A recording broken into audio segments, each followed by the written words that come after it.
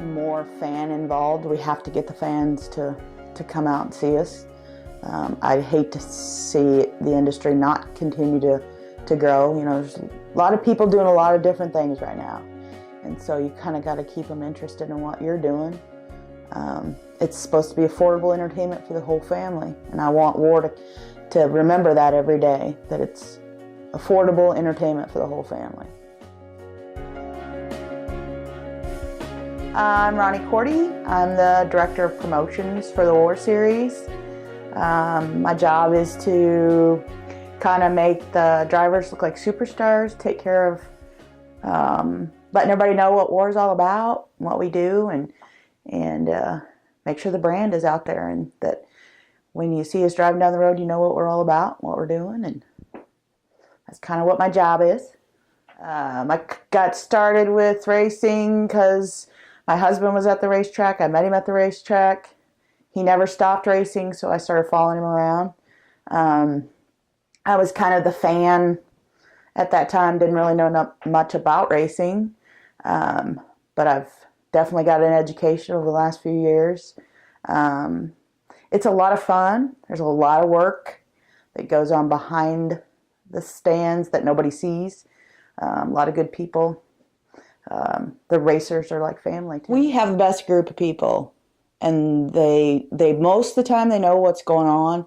I feel like my job is just kind of to be their sounding board for if they need anything, if they have any questions, maybe their computer isn't working, or there's fans that want to come and see the drivers or that kind of stuff. And so I just try and keep everybody settled in and make sure that they know what's going on our end, so that they can be the face to the fans, because that's what we're there for. I feel like that's what our job is on the promotion side, is just to make a good show for the fans. And I'm Bruce Longan, along with my wife Deborah. We work in the merchandise trailer. We go to about almost every event when our time allows us.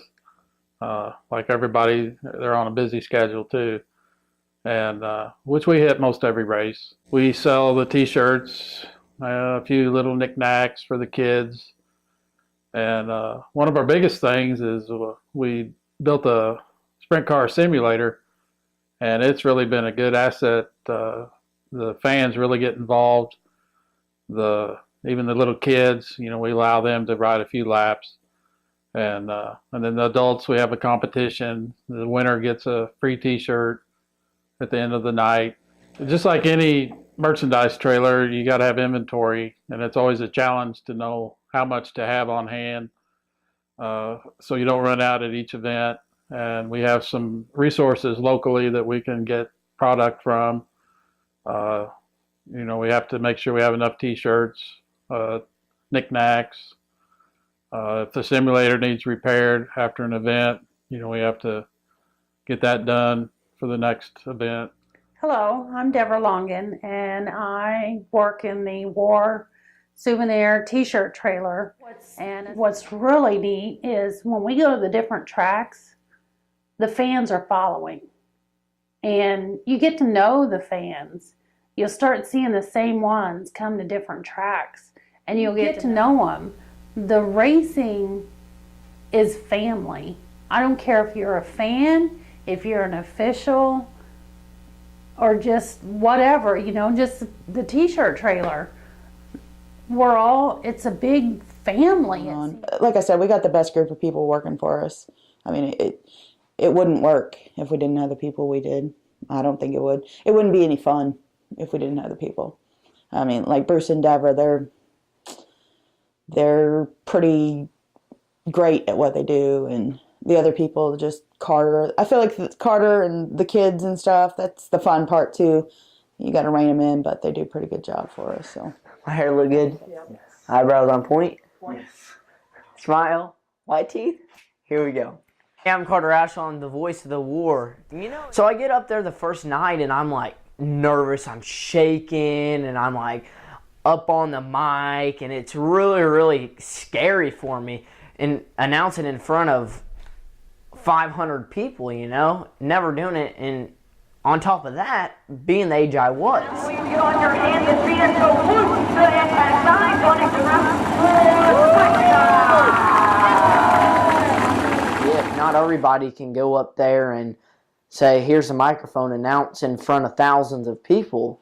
It's just something that, and you have to have a passion for it. You can't just show up to the racetrack and say, well, ladies and gentlemen, the cars are going to take a left, oh, and another left. You know, you have to get your fans into it. It's not something that you just show up to the track and do. It's something that you announce, practice, get ready for, and do it again. And you got to love what you do. You can't just throw it over your shoulder and say, oh, you know, it's just the War you see the guys Series, with the headsets on, and you'd see them walking around, and you thought, man, they're like talking about stuff and communicating with each other and like got it all figured out. There's very little talk on the radio. That's the most disappointing thing, I think.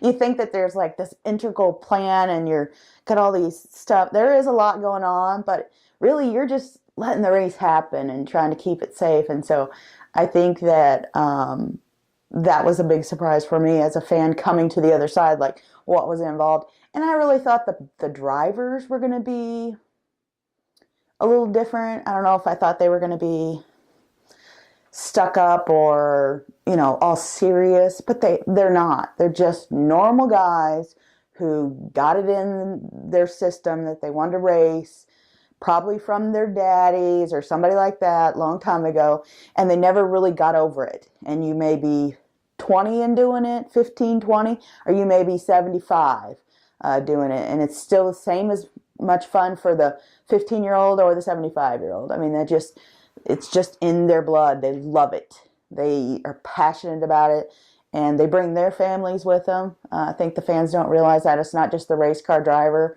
It's the race car driver's wife and the race car driver's son-in-law and brother and cousin and uncle and grandkids. I mean, we have generations of people out there doing what they're doing. They may only be holding a pencil for Grandpa while he writes down what lineup's going to be, but he's involved and creating that next generation. And they're just normal people. They are humble and helpful. They're not near as important to themselves as they are to us, I think. You know, they're just guys who like to race and girls that like to race. We have to be careful that we don't, you know, single out any one person. I think that's what we're really good about is that you can be the best driver out on the track and win every race, or the driver that finishes 10th every race. And I think the presence is still promoted on our end for that 10th place winner as that first place winner, because every race, everybody in the car is just as important. You can't put on a show with 3 cars. So it's easy to win when there's 3 cars. You know, if there's 20 cars, you better keep that 20th place and that 19th place happy, or he's not going to come back. And so